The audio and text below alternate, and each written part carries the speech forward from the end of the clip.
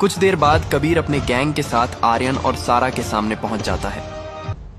आज तुम दोनों का अंत होगा। जब मैं छोटा था तब तुम लोगों ने मेरे सरदार को बहुत दुख दिया था। आज मैं तुम सबको खत्म कर दूंगा। इतना कहकर कबीर अपने ही भाई और बहन पर हमला कर देता है।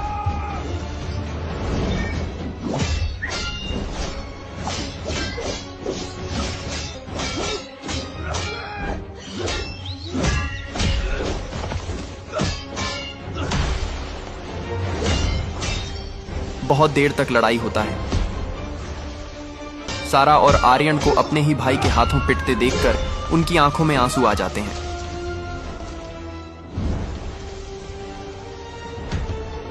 दोनों को पकड़ो और सरदार के पास ले चलो। कबीर की बात मानकर सारे सैनिक आर्यन और सारा को पकड़ लेते हैं और घसीटते हुए अपने साथ ले जाते हैं।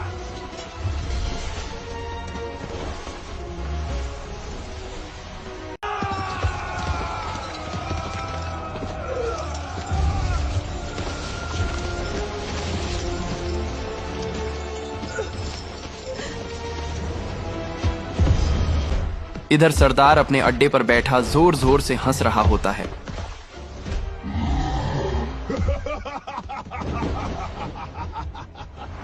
अब मजा आएगा।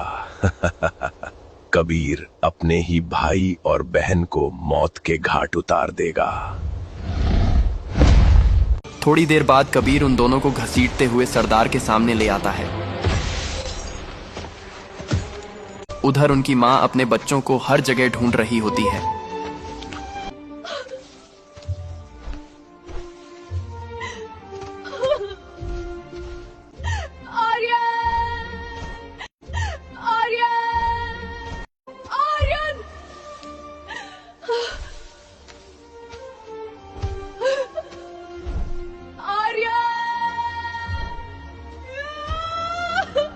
जैसे ही इस हालत में सरदार आर्यन और सारा को देखता है, वह जोर से हंसने लगता है।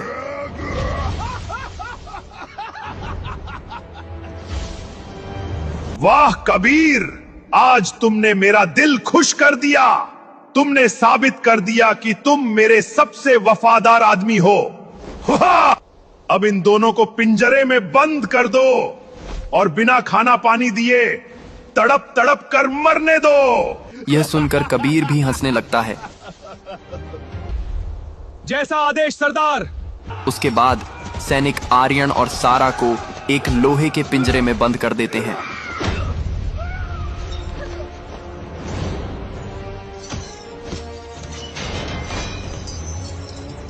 उन्हें ना खाना दिया जाता है और ना ही पानी दिया जाता है।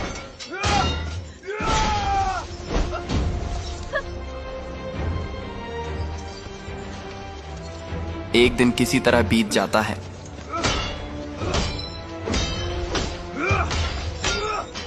फिर दूसरा दिन आ जाता है। उस दिन सारे सैनिक किसी काम से बाहर गए होते हैं और सिर्फ कबीर ही उनकी रखवाली कर रहा होता है। मुझे बहुत भूख लगी है, कोई मुझे पानी दे दो। भैया हमें बचा लो, मुझे बहुत तेज प्यास लगी है। लेकिन उनकी मदद करने कोई नहीं आता। ये देखकर कबीर जोर जोर से हंसने लगता है। तभी वहां सरदार हाथ में भोजन लेकर आता है। क्या हुआ, भूख लगी है? लो खाना खाओ।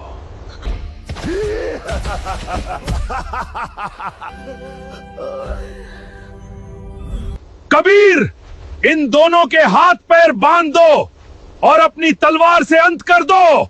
जैसा आदेश सरदार।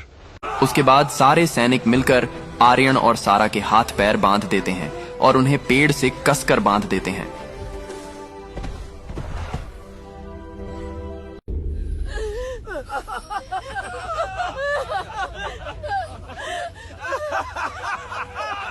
कबीर धीरे धीरे तलवार उठाता है और अपने ही भाई और बहन की तरफ बढ़ने लगता है। यहाँ से आगे क्या होगा ये देखने के लिए लाइक और फॉलो करके कमेंट में लिखो पार्ट 4 और आप कहां से देख रहे हैं ये भी जरूर बताना।